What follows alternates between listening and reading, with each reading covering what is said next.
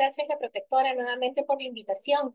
Hoy día, como les dice Silvia, vamos a ver este tema, auxilio, que no se peguen tus hijos en las pantallas. Interesante tema, ¿no? Más en la actualidad.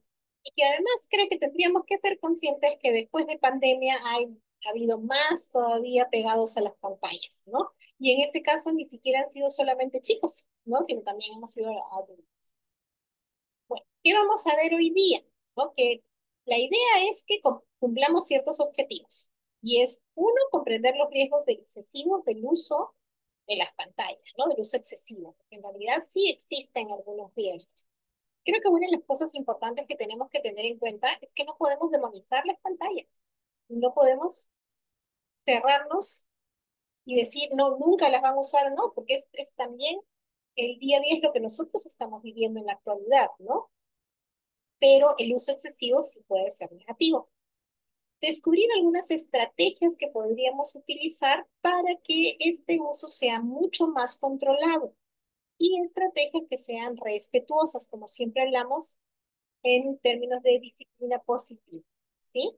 Y sobre todo, un objetivo importantísimo es promover hábitos. Los hábitos son los que tenemos que lograr, ¿sí? Que los hábitos sean equilibrados, saludables en la familia. Entonces, la idea es que podamos cumplir estos objetivos en esta charla. Recuerden que tenemos que nos vamos a orientar bajo el enfoque de la disciplina positiva. Hay diferentes enfoques. En lo personal me gusta muchísimo porque se basa en el respeto. Entonces, teniendo esto en consideración, empezamos. Y aquí creo que puede haber una reflexión, ¿no? De cuánto tiempo estarán realmente los chicos en las pantallas. Hay diferentes investigaciones, yo busqué algunas investigaciones, traté de encontrarlas del Perú y lamentablemente no encontré muy nuevas de Perú, pero creo que nos podrían dar una idea, las que estamos viendo acá, ¿ya? Considerando que la Organización Mundial de la Salud, ¿ya? Recomienda menos de 1 hora al día para menores de 5 años y evitar pantallas antes de los 2 años. Eso es lo que la Organización Mundial de la Salud nos está recomendando. Y miren qué diferente resultado vamos a encontrar en la actualidad en algunos países, ¿no? Por ejemplo, en España, un estudio muy reciente de este año dice que los menores obtienen su primer móvil a los 12 años. Ahí viene otra pregunta, ¿no? Que realmente no es objeto de la charla en sí de hoy día, pero ¿será adecuado que los niños tengan móvil? ¿Realmente será adecuado? Vamos a ponernos en nuestro parking a ver si lo podemos tocar también más adelante. Y si no, Silvia me lo hace recordar o si hay tiempo, de todas maneras lo tocamos. En España, todos los niños de 12 años más o menos reciben su primer móvil. Y la mayoría pasa alrededor de 4 horas diarias frente a una pantalla fuera del horario escolar. Ahí está la cita de dónde ha salido. En esto también hay que tener en cuenta lo que decía, que no podemos decir que no vamos a estar siempre en una pantalla o nunca nos vamos a dejar delante de una pantalla porque vivimos delante de pantallas. Como dice en esta parte de acá, fuera del horario escolar, en las escuelas, obviamente casi todos los colegios ya trabajan con implementos que nos pueden ayudar, como son las tablets o son las máquinas. En este momento estamos nosotros también en una pantalla, ¿no? Pero fuera de lo que sea trabajo, que sea estudio, los chicos 4 horas diarias están frente a una pantalla, haciendo que, ahí veremos. En Estados Unidos, según datos del 2024, los niños de 8 a 12 años pasan entre 4 y 6 horas al día utilizando pantallas, mientras que los adolescentes pueden llegar hasta 9 horas diarias. Tienen ahí también de dónde hemos sacado la información, ahí está la cita, que nos dice Estados Unidos tiene, en Estados Unidos hay mucho más uso de las pantallas, los chicos están más pendientes que en España. Como les dije, traté de buscar de Perú y no encontré, pero nos puede dar una idea exactamente. Lo que tendríamos que tener en cuenta, y es lo que les decía al inicio, que también en la época de pandemia, que no ha sido hace mucho tiempo, en realidad fue a partir del 2020, ¿no? El 2020 fue cuando fue más intenso, sí se incrementó mucho más el uso de las pantallas. ¿Por qué? Porque estuvimos encerrados mucho tiempo, porque a veces estábamos juntos y revueltos en la misma casa cuando había que trabajar, había que estudiar y todos estábamos ahí en un encierro. Y en algunas ocasiones él se decía, bueno, que esté un rato en internet, que esté un rato en internet y que se relaje o que cosas por el estilo, ¿no? Entonces se incrementó aparentemente en 84 minutos adicionales por día en computadoras y teléfonos celulares durante ese periodo. Miren, estos datos que estamos viendo acá son bastante importantes, ¿ya? Porque pasar tanto tiempo en las pantallas puede ser también perjudicial. Ahora viene esta pregunta. Si están conectados, si alguno desea escribir, podría escribir, pero ¿cuánto tiempo crees que tus hijos pasan frente a pantallas diariamente? Respondamos la pregunta o tómense un segundo, un minuto, 10 minutos para los que vean después, a reflexionar cuánto tiempo podría ser. Por ejemplo, Silvia, que está por ahí, a lo mejor tiene una idea de cuánto tiempo están pasando frente a las pantallas. A darle vuelta, después si quieres nos lo puedes compartir. Ahora, ojo, tengamos en cuenta que no es por trabajo o estudio. ¿Qué pasa si yo tengo una hija que esté en etapa escolar? Va a estar mucho tiempo en las pantallas porque obviamente está investigando, está haciendo muchas cosas. Pero estamos hablando de sin estar trabajando. ¿Qué pasa si tengo una hija o un hijo que estudia diseño gráfico? Pues de hecho va a estar en pantallas, ¿no? Porque está estudiando, es un adolescente que está estudiando diseño gráfico. Pero les estoy diciendo específicamente, fuera de lo del horario de trabajo o de estudio, ¿cuántas horas estarán frente a las pantallas? Si logran responder esta pregunta, van a darse cuenta si pueden estar en bandera amarilla, en bandera roja o en bandera verde. ¿Por qué tenemos que tener en cuenta el tema del uso de las pantallas? Porque el uso excesivo puede ser perjudicial. Creo que podríamos enfocarnos en tres grandes ámbitos: a nivel físico, a nivel emocional y social, y también a nivel cognitivo. Uno de los graves problemas de estar siempre en pantallas a nivel cognitivo es el impacto en la atención y la concentración, el aprendizaje y la creatividad, como dicen acá. Y acá quiero hacer como una especie de zoom a este punto, no hacerlo más grandecito. A veces he conversado con personas que me dicen, no puede impactar en el tema de la atención y concentración si están totalmente concentrados en lo que están viendo. Sí, puede ser así, están totalmente concentrados en lo que están viendo, pero no necesariamente están atentos o concentrados a las cosas que sí deberían estar haciendo en ese momento. O puede impactar en el tema del estudio. Este punto es bien importante y espero ser clara y dejarme entender. Voy a intentar reformularlo también para que siempre quede claro. Miren, las personas, o mejor, todo, todas las personas tenemos, sean niños pequeños, tenemos un tiempo de atención y concentración que es mínimo que deberíamos de tener. Por ejemplo, es imposible que estemos más de 15 minutos concentrados al 100% en algo. Normalmente nuestra atención va a volar un poquito porque es un tema neurológico, así es. Y después de inmediato volvemos, ¿no? Volvemos a lo que estábamos viendo. O sea, es mentira que decimos, no he estado totalmente concentrado 60 minutos sin pasar. No, no es así. Siempre en algún momento nos desconcentramos, pero volvemos rápidamente. Eso es una cosa. Otra de las cosas, cuando somos niños, cuando se es niño, cuando se es un niño muy pequeño, es importante que no se tengan, por ejemplo, muchos juguetes a la mano. Hay niños que, digamos, tienen 2, 3 añitos y de pronto tienen una sala de juguetes enorme donde tienen 40, 50 juguetes. Lo que hacen es jugar un poquito con todos o con el que le importa en ese momento, pero tengamos en cuenta que si les damos tanto, no van a desarrollar una buena atención y concentración. ¿Por qué? Porque no van a focalizarse en algo específico. ¿Qué pasa con el tema de las pantallas? ¿Qué pasa con las tablets?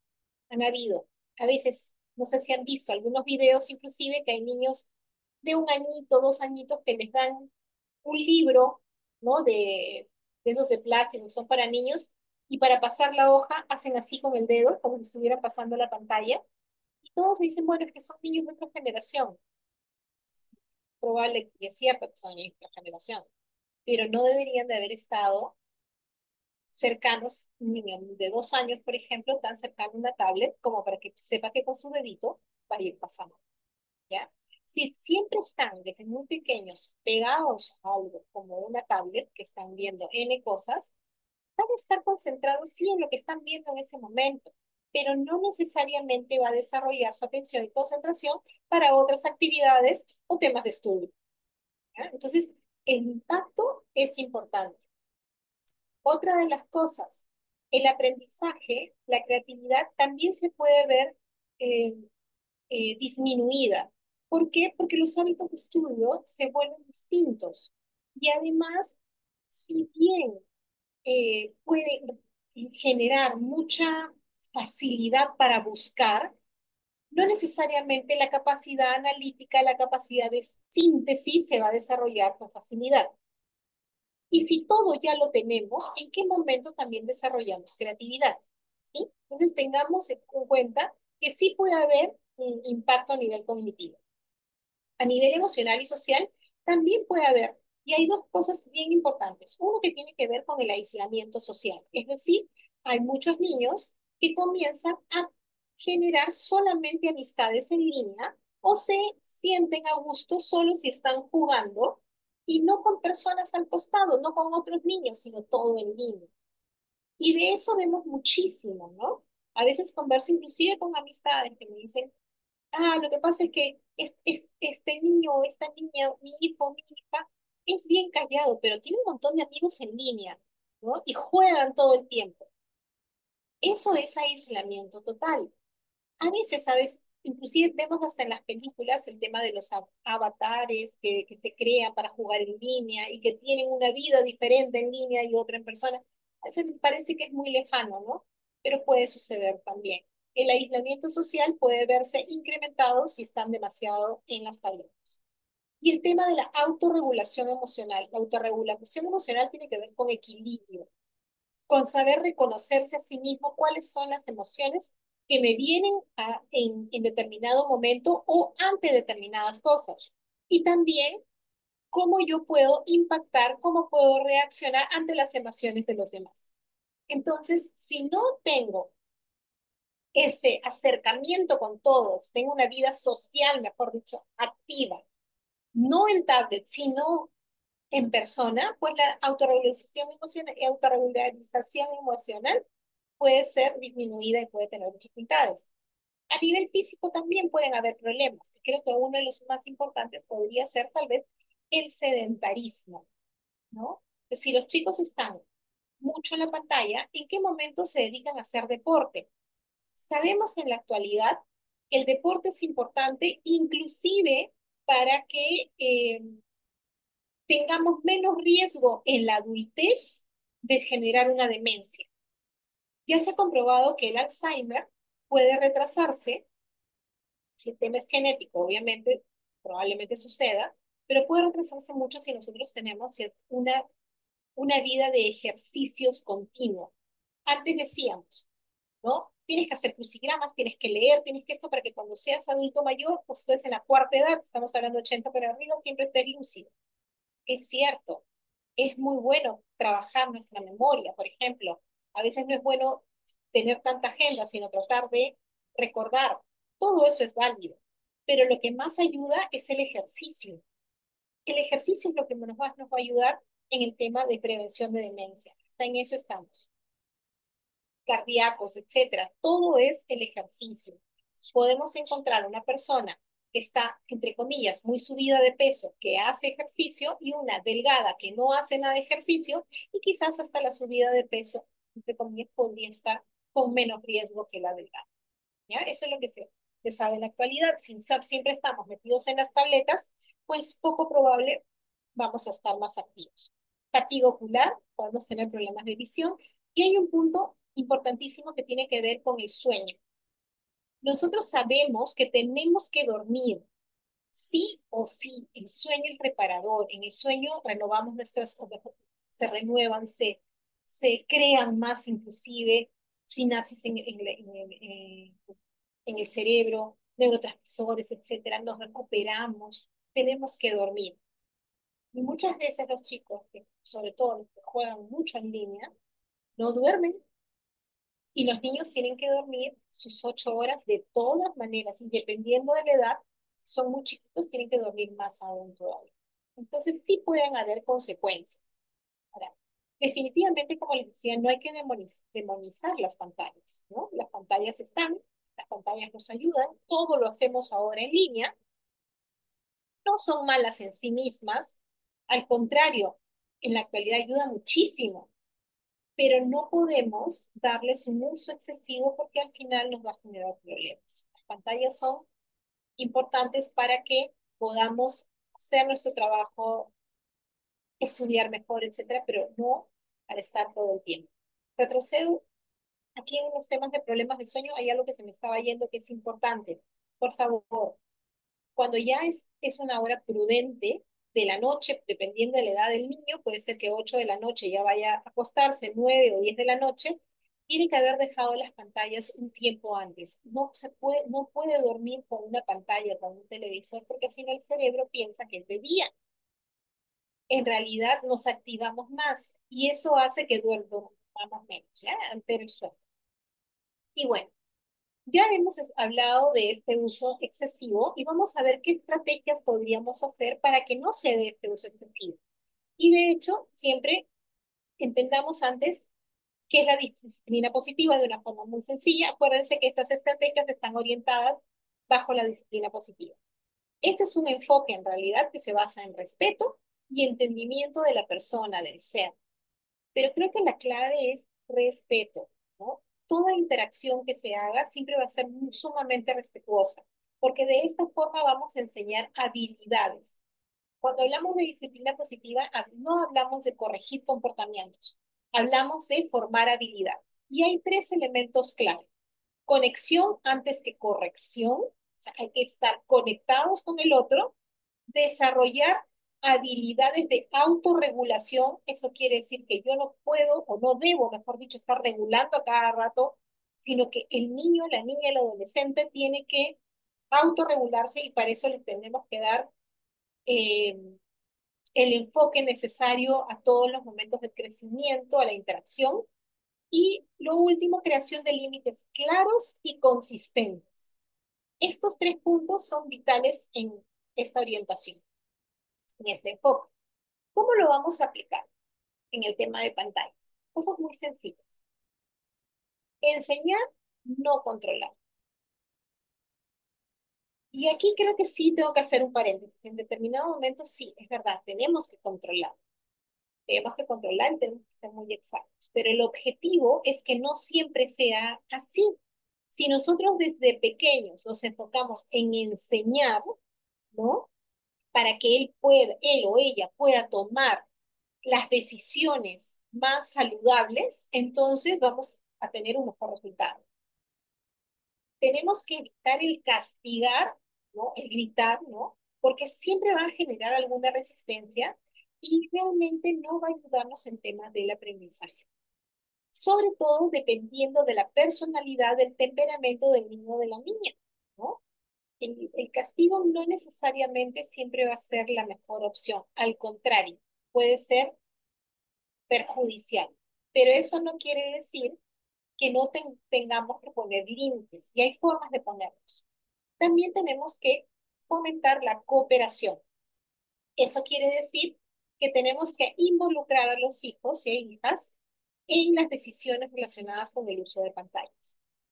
No lo voy a mencionar otra vez acá, sé que tenemos varias charlas de este estilo en donde hemos hablado de las reuniones familiares, no voy a ahondar mucho, pero acuérdense que la reunión familiar es importantísima en el crecimiento de la familia, en el desarrollo y en el desarrollo de toda la familia y de las habilidades de los niños y niñas.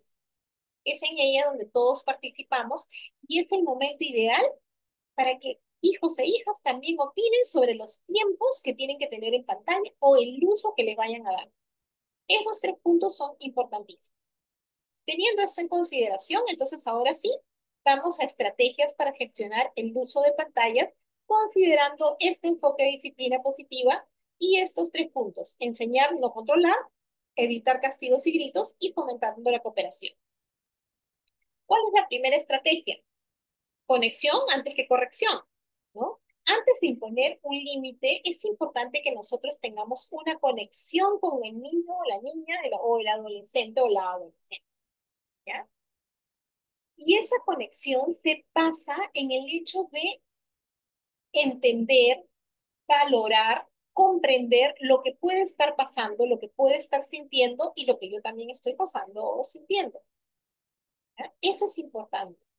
Inclusive, cuando nosotros decimos esto no está bien, pero podríamos valorar realmente lo que está sintiendo, podríamos reconocer que lo que está sintiendo, sí podríamos hacerlo. Podríamos decir, es entendible que te sientes, que esto te guste, es entendible que quieras estar varias horas, lo podemos entender. Sin embargo, no necesariamente tenemos que aprobarlo y tenemos que llegar a un acuerdo. Entonces, vamos a hacer un ejemplo, como ven en la lámina, si el niño o la niña está muy pegado o pegada a un videojuego.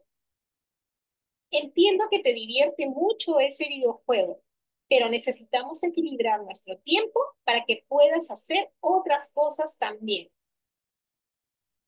Si no deseamos usar la palabra pero, dependiendo de cómo es el niño o la niña, podríamos considerar otro conector, como aún así necesitamos equilibrar, ¿sí? Aún así en vez de pero. ¿Verdad? Esos son temas, son tips psicológicos en realidad. Yo siempre digo el tip psicológico, porque a veces dependiendo del niño o de la niña o de la persona que está frente nuestro, cuando utilizamos los conectores del pero, sin embargo, no obstante, no necesariamente vamos a encontrar una mejor recepción, una buena recepción. A veces, cuando utilizamos otros conectores como aún así, y además, ¿no? Tenemos una mejor recepción. Es algo muy sencillo, pero lo tenemos que tener en cuenta. Volviendo, aquí estamos corrigiendo, sí, pero estamos conectándonos con el niño o la niña, ¿sí? Nos estamos conectando. ¿Cómo nos conectamos? Sabiendo o haciéndole ver que estamos entendiendo cómo se siente. Porque claro, puede ser más divertido realmente estar ahí en esa pantalla. No, pero sin embargo, no podemos permitir que sea todo el tiempo, ¿no? Entonces le pueden decir, necesitamos equilibrar. ¿Cuál es el objetivo de esto? Que ellos mismos pongan su propio límite, ¿sí? Vamos a ver otra estrategia. Todo se está entrelazando. Vamos a establecer límites claros y consistentes y nos vamos a ayudar en ellos también. Podemos tener reglas muy claras. Horarios específicos. Estos horarios específicos los podemos poner nosotros como padres, o sea, los adultos, o ellos mismos también lo pueden poner, o podemos negociar. Todos sabemos cómo son nuestros hijos, los hijos que se tienen, y cómo nos activamos. Y aquí les doy un tip. Miren, por ejemplo, todos los adultos no nos activamos también a la misma hora. Hay personas que siempre están mucho más activas de noche, pero que en la mañana les cuesta trabajo. Otras que se despiertan muy temprano y están activas y en la noche ya no. Eso es como un ritmo que podemos tener. Un ejemplo, yo me puedo levantar a las 5 de la mañana a estudiar o a trabajar y no tengo ningún problema. Y así ha sido desde que era pequeña. Pero si me dicen a las 10 de la noche que tengo que hacerlo, ya no lo voy a hacer o me va a costar muchísimo. En cambio, hay personas que a las 5 de la mañana es literalmente medianoche y recién van a estar activos de verdad como a las 9 10.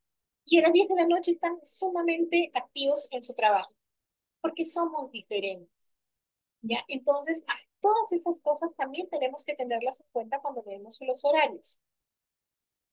¿Qué horarios específicos podrían haber? Por ejemplo, si yo voy a usar una pantalla, sea televisor, sea internet, lo que nosotros estemos viendo, y, y tengo, no sé, pues un horario normal de estudios, pero sé que me va a ser difícil después de hacer la tarea, entonces debería de ir después de la escuela, quizás almorzar, después de tener un tiempo libre o de inmediato trabajar, dependiendo de cómo sea el niño y la niña, y finalizando las tareas recién podríamos tener un tiempo para jugar. Ese es un ejemplo, es decir, todo padre y madre sabe cómo son sus hijos y puede negociar realmente el tiempo que puede dar. Otra de las cosas que se puede, ¿qué, cuáles son los contenidos permitidos?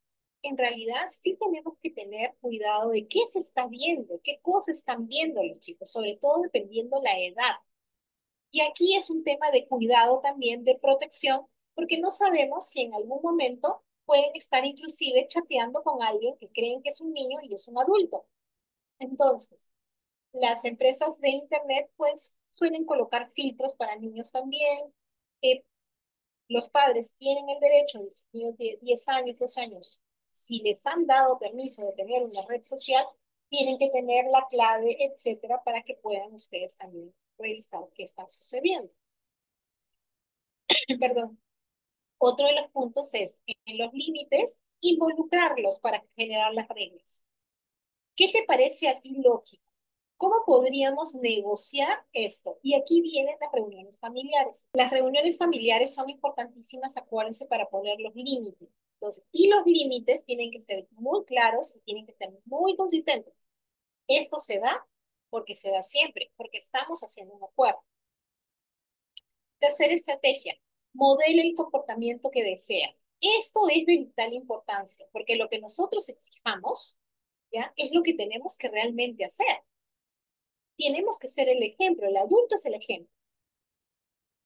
¿Qué pasa si yo les digo, tienes que, ya deja ese teléfono, deja esa tablet, de esto? Y yo no la dejo cuando estoy almorzando, yo no la dejo cuando estoy comiendo, no la dejo cuando estoy todos en familia. No le puedo exigir algo que yo no estoy haciendo. Entonces recuerden, modelar el comportamiento tiene que ver con ser el ejemplo de lo que nosotros estamos solicitando. Consistencia. La palabra es esa, consistencia. Otro de los puntos, estrategia 4, ofrece alternativas atractivas. Sí tenemos que tratar de ser creativos los adultos también para que ellos tengan otras alternativas, ¿no? Por ejemplo, algunas actividades que puedan fomentar más creatividad, actividades que tengan mucho más contacto. Lo ideal es que en la medida de lo posible se pueda hacer deporte después de la escuela, que tengan realmente actividades en conjunto, no virtuales, presenciales, ¿no? Y también asegurarnos que siempre estas actividades puedan ser entretenidas y que sobre todo sean accesibles. Si en la familia hay la posibilidad de tener un presupuesto para ciertas actividades, talleres, etcétera, bien. Si no hay ese presupuesto, seamos más creativos y quizás con amistades se puedan juntar y puedan hacer algo en alguna casa en donde puedan crear cosas distintas, fomentar algún tema de taller, de manualidad, etcétera, que los pueda ayudar, ¿no? Cada familia tiene gustos distintos también y también puede generar sus propias tradiciones, ¿no? En el fin de semana se cocina juntos, el fin de semana se hace una cosa, otra cosa específica, que a todos les guste y si no les gustan al 100% todo, que sepan que es parte de compartir. De esta forma se irán alejando un poco de las pantallas. Estrategia 5, tiempo de calidad en familia. Esto es muy importante. A veces pensamos, e inclusive hasta yo misma he dicho, ay, qué frase tan trillada, ¿no? Más tiempo de calidad en vez de cantidad. Bueno, pero es cierto, es sumamente cierto, ¿no? El tiempo, y esto pasa muchísimo con los padres, a padres y madres que trabajan al 100%, o sea, los dos dicen, no, no tengo tiempo o siento remordimiento porque hay mucha culpa de que no les pueden dar más tiempo. Bueno, el tiempo que les dé tiene que ser de calidad y de exclusividad, ¿ya? Es decir, a la hora que llegamos de trabajar, es el tiempo para conversar, es el tiempo para ayudarlos en alguna tarea, es para jugar algo en familia, para tener la junta familiar, para ver una película en familia, para cenar todos juntos.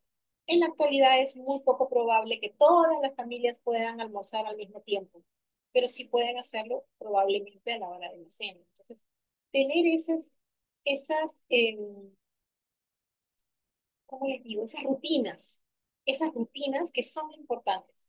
Recordemos, y si tienen interés de conocer un poco más de la importancia de las rutinas, en otras fechas hemos hablado de la importancia de las rutinas, cómo las rutinas pueden ayudar a fomentar una mayor autoestima, a ser personas más seguras, etcétera.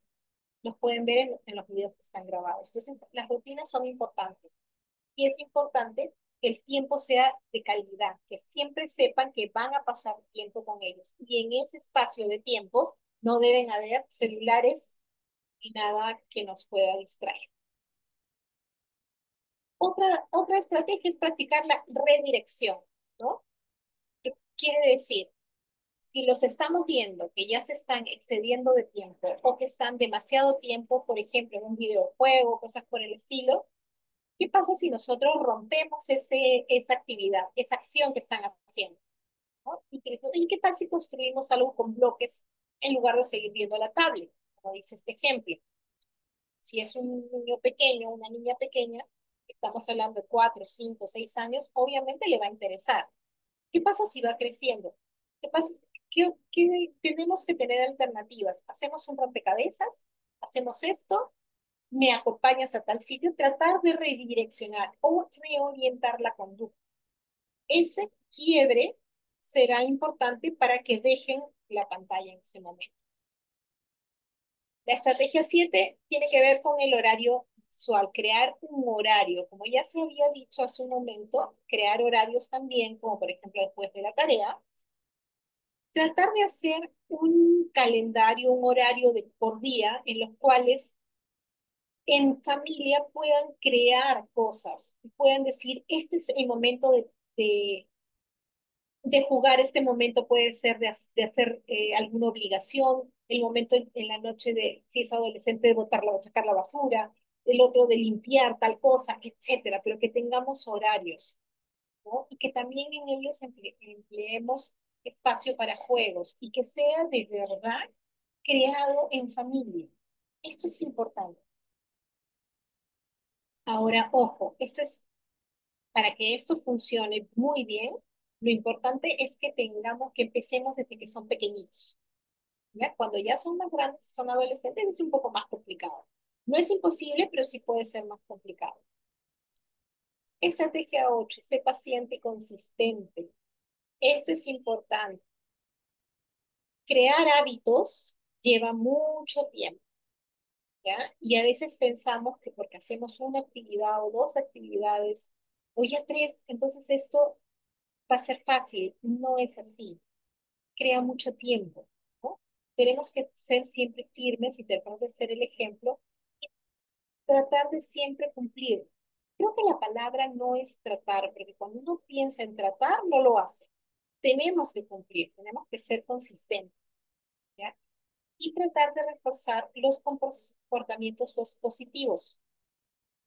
Y aquí viene otra que quiero lanzar, eh, ir a la 10 que refuerza lo positivo. ¿Ya? Todos los comportamientos positivos deben de reforzarse. Cuando hacen esfuerzos los chicos y chicas, ¿no?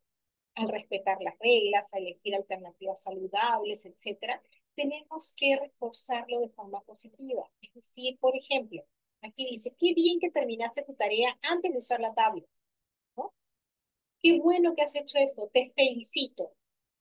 Obviamente no lo vamos a hacer todos los días, a cada momento, a cada rato, no. Pero cuando estamos viendo que el niño, la niña o el adolescente o la adolescente realmente está poniendo de su parte, está trabajando en ello y lo está logrando, entonces reforcemos de forma positiva el tema, ¿sí? Otra estrategia es la autorregulación. Y esto tiene que ver mucho con lo inicial que les decía, ¿no? Hay que enseñar a autorregularse, que ellos mismos pongan sus límites, que ellos mismos creen sus estándares, porque ya les estamos dando el ejemplo. Ayudarlos a que ellos mismos se desconecten. Por ejemplo, ¿cómo te sientes? Reconocer cuándo es suficiente, ¿no? ¿Cómo te sientes después de 2 horas en la tablet? ¿Crees que es un buen momento para un descanso? Perdón, voy a conectar esto. Es una pregunta modelo que podríamos tenerla en cuenta. Ojo, Como les estoy diciendo, es una pregunta modelo. No necesariamente tenemos que hacerla exacto. Tenemos que utilizar el lenguaje que nosotros siempre utilizamos con los chicos, ¿no? Pero esa es la idea. ¿Cómo te sientes después de tanto tiempo? ¿Podrías tener un descanso ahora? Ese tipo de preguntas nos va a ayudar a autorregularse. Entonces, como resumen, hemos hablado de algunas 10 estrategias clave, pero lo que tendríamos que tener en cuenta son 5 puntos importantes. Conexión antes que corrección. Recuerden que esa es la primera y la vital, que tiene que ver con la valorización de las cosas, con entenderlos, ¿no? Con manifestar que estamos entendiendo, límites claros, ¿ya? Consistentes, modelar con el ejemplo. No podemos exigir algo que nosotros no hacemos, tratar de ofrecer alternativas, redireccionar la conducta y sobre todo un tiempo de calidad con la familia y en familia. No pensemos que, oh, qué culpa que siento, qué remordimiento porque no tengo tanto tiempo. Yo sé que puede suceder, pero pensemos que el tiempo que tenemos tiene que ser de alta calidad, es decir, conectados. Si les pedimos que ellos se conecten con sus cosas, nosotros conectarnos con ellos también todo el tiempo. Aquí me permito leer lo que se ha escrito. Las pantallas son herramientas poderosas, pero también pueden ser adictivas. La clave está en enseñar a nuestros hijos e hijas a usarlas con equilibrio y conciencia, siempre desde el respeto y la conexión emocional. Eso es lo que quería compartir con ustedes. No sé si tienen a alguien alguna consulta, alguna pregunta. Silvia, si estás por ahí, quizás me podrías retroalimentar si desean que pueda ampliar algo. Y ahí viene la pregunta. ¿Los niños deben de tener móvil? ¿Será positivo o no? En realidad, no necesariamente deben de tener un móvil, ¿ya? Porque el móvil debe ser del padre o de la madre cuando se necesite usar. Sí pueden tenerlo, por ejemplo, para una emergencia, que haya un paseo escolar, puedes tener 12 años, hay un paseo escolar, y tienes este teléfono para que yo te pueda ubicar y para que tú me puedas llamar en cualquier momento. Vas a te dejo una reunión en la que no voy a estar, tú me puedes llamar con este teléfono. Existen aplicaciones que nosotros podemos saber siempre dónde están, ¿no? Yo uso una aplicación que se llama Live 360, que sé dónde están todos. Y está bien, ¿no? ¿Por qué? ¿Porque uno desconfía de ellos? No, es porque en realidad es mejor que uno sepa en dónde está para ubicarlos para por cualquier eventualidad, cualquier emergencia. Y esto tendrían que saberlo si se utiliza una herramienta de este estilo. Recuerden que toda la familia lo utiliza. Quiere decir que los hijos también tienen que saber dónde están los papás, ¿sí? Y eso les avisa. Entonces, el teléfono sí puede ser dado a niños de 12 años en adelante para saber exactamente dónde están y se puedan comunicar con nosotros. Es decir, con algo muy específico, muy específico. ¿Sí? No es porque tengan que estar conectados y que ellos tengan que tener su propio WhatsApp y cosas por el estilo desde muy chiquitos. No. Por ejemplo, 6, 7, 8 años se necesitan comunicar entre amiguitos. Para eso están los de la mamá o la del papá, que puedan conectarse a través de otros, de los padres. Gracias por la invitación. Hasta luego.